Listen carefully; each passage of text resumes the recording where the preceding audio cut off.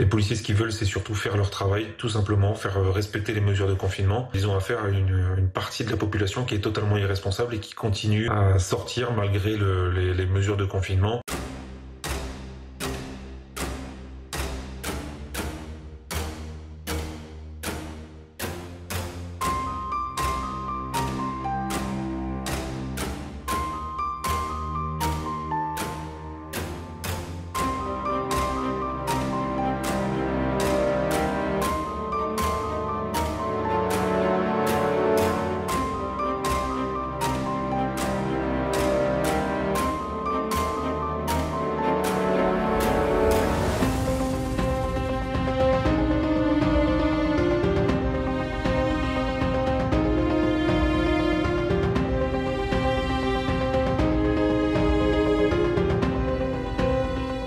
En banlieue, comment ça se passe? Quelle est la situation?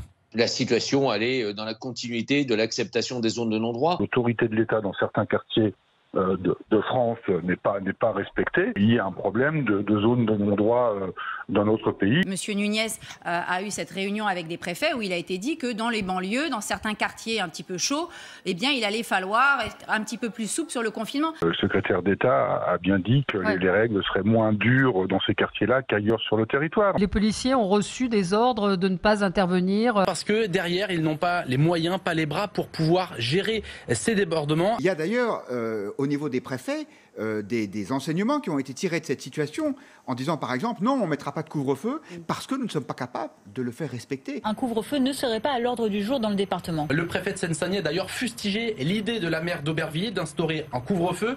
Le préfet a d'ailleurs précisé qu'il attaquerait ce potentiel arrêté municipal s'il y en a un devant le tribunal. Quand l'adjoint du ministre de l'Intérieur dit on ne va pas faire respecter le confinement pareil dans ces quartiers-là à cause de ces jeunes qui mettent un bazar permanent, et ben, ils ont gagné. La différence de traitement aujourd'hui en fonction des endroits n'est pas acceptable.